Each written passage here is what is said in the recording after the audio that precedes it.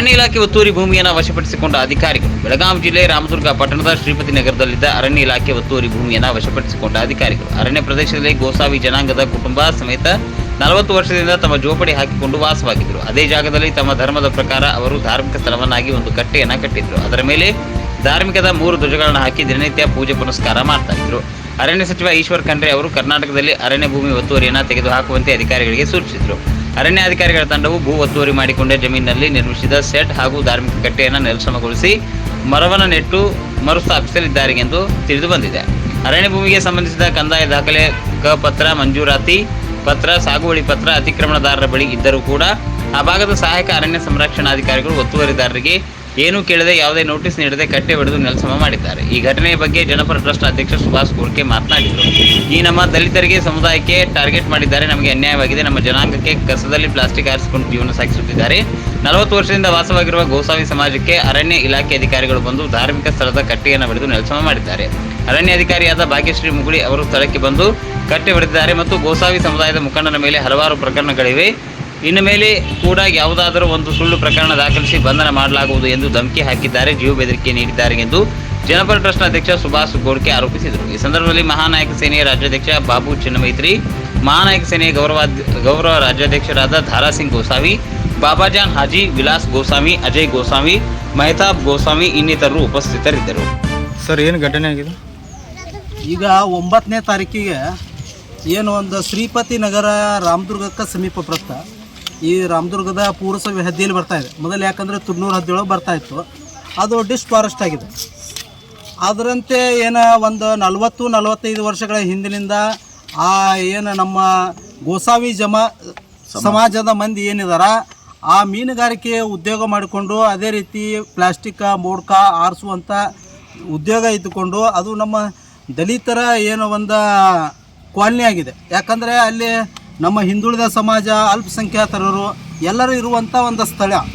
ಆ ಸ್ಥಳದಲ್ಲಿ ಕೂಡ ಇವು ಏನು ನಮ್ಮ ಸಮಾಜದ ಏನು ಗೋಸಾವಿ ಸಮಾಜದವ್ರು ಇದ್ದಾರೆ, ಅಲ್ಲಿ ಲಕ್ಷ್ಮೀ ದೇವಸ್ಥಾನ, ಒಂದಿಷ್ಟು ದೇವಸ್ಥಾನಗಳಿದಾವೆ, ಅಂಬಾಭವಾನಿ, ಹೀಗೆ ಒಂದು ನಮ್ಮ ಪಾರಂಪರಿಕವಾಗಿ ಒಂದು ಧ್ವಜವನ್ನು ಇಟ್ಟು ಒಂದು ಗುಡಿಯ ಟೈಪ್ ಒಂದು ಕಟ್ಟಿಯನ್ನು ಕಟ್ಟಿ ಅದಕ್ಕೆ ಒಂದು 2 ತಗಡುಗಳನ್ನು ಹಾಕಿ ವ್ಯವಸ್ಥಿತವಾಗಿ ಒಂದು ಪೂಜೆ ಕಾರ್ಯಗಳನ್ನು ಮಾಡಿಕೊಂಡು ಸಾಂಪ್ರದಾಯಿಕವಾಗಿ ಬರ್ತಾಯಿದ್ದೀವಿ.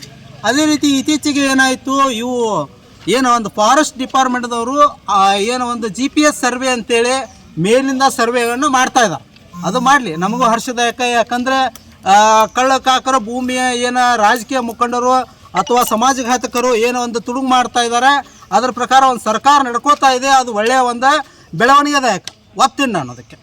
ಆದರೆ ನಾವು ಏನು ಒಂದು ದಲಿತರು ಇದ್ದೀವಿ, ಆ ದಲಿತರು ನಾವು ಇವತ್ತು ಏನು ಒಂದು ಸಮಾಜಕ್ಕಾಗಿ ಒಂದು ಉತ್ತಮವಾಗಿ ನಾವು ಒಂದು ಬೆಳಿಬೇಕಂತೇಳಿ ದೇವರ ಒಂದು ಆಶೀರ್ವಾದ ಪಡೀಲಿಕ್ಕೆ ಅಂಬಾಬಾಯಿ, ಲಕ್ಷ್ಮೀದೇವಿ, ಇಂಥ ದುರ್ಗಾದೇವಿ ಇಂಥವೆಲ್ಲ ದೇವಸ್ಥಾನಗಳನ್ನು ಒಂದೇ ರೂಪದಲ್ಲಿ ನಾವು ಕಾಣಲಿಕ್ಕೆ ಇವತ್ತು ಸಿಗ್ಬೋದು. ಅಂದರೆ ಐತಿಹಾಸಿಕ ಅಂದರೆ ಒಂದು ಶ್ರೀಪತಿ ನಗರ ಅಂತ ಅನ್ನಬೋದು. ಯಾಕಂದರೆ ಯಾವುದೇ ದೇವರನ್ನು ಬೇರೆ ಬೇರೆಯಾಗಿ ಪ್ರವರ್ತನೆ ಮಾಡ್ತಾರೆ, ಆದರೆ ನಾವು ಅದನ್ನು ಮಾಡಿಲ್ಲ. ಯಾಕಂದರೆ ನಮಗೆ ಎಲ್ಲ ದೇವರು ಒಂದೇ ಅಂತ ತಿಳ್ಕೊಂಡು ಅಲ್ಲೇ ನಾವು ನಡ್ಕೋತಾ ಇದ್ದೀವಿ.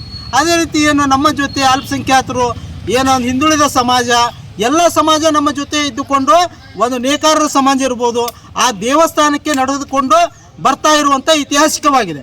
ಆ ಐತಿಹಾಸಿಕ ಸ್ಥಳವನ್ನು ಏನೋ ಒಂದು ಫಾರೆಸ್ಟ್ ಡಿಪಾರ್ಟ್ಮೆಂಟ್ದವರು ಏನೋ ಒಂದು ಯಾರವರು ಮೇಡಮ್ ಭಾಗ್ಯಶ್ರೀ ಮುಸುಳಿ ಅಂತೇಳಿ ಒಂದು ಹೇಳದೆ ಕೇಳದೆ ಏನು ಒಂದು ನಮ್ಮ ದೇವಸ್ಥಾನವನ್ನು ಒಡೆಯುವ ಒಂದು ಕುತಂತ್ರ ಮಾಡಿಕೊಂಡು ಅದೇನು ರಾಜಕೀಯ ಪ್ರೇರಿತ ಆಗಿದೆಯೋ ಅಥವಾ ಯಾವ ಪ್ರೇರಿತ ಇದೆ ನಮಗೆ ಗೊತ್ತಾಗ್ತಾ ಇಲ್ಲ. ಯಾಕಂದರೆ ಏನು ರಾಮದುರ್ಗ ತಾಲೂಕದಲ್ಲಿ ಎಲ್ಲಿ ಬೇಕಾದಲ್ಲಿ ಫಾರೆಸ್ಟ್ನಲ್ಲಿ ದೇವಸ್ಥಾನಗಳು ಹಾಗೂ ಏನು ಮನೆಗಳು ಕಟ್ಕೊಂಡಿದ್ದಾರೆ, ಅಂಥವರನ್ನು ಒಂದು ಟಾರ್ಗೆಟ್ ಮಾಡುವಂಥ ಕೆಲಸ ಅಲ್ಲಿ ಇವ್ರದ್ದು ಏನು ಬಡವರು ಏನೋ ಒಂದು ಗುಡಿಸ್ಲು ಹಾಕೋತಾರೆ, ಅವರನ್ನು ಅಥವಾ ಏನು ಒಂದು ದಲಿತರಿದ್ದಾರೆ ಅವರನ್ನು ಏನು ಒಂದು ಟಾರ್ಗೆಟ್ ಮಾಡುವಂಥ ಕೆಲಸ ಇಲ್ಲೇ ನಡೀತಾ ಇದೆ.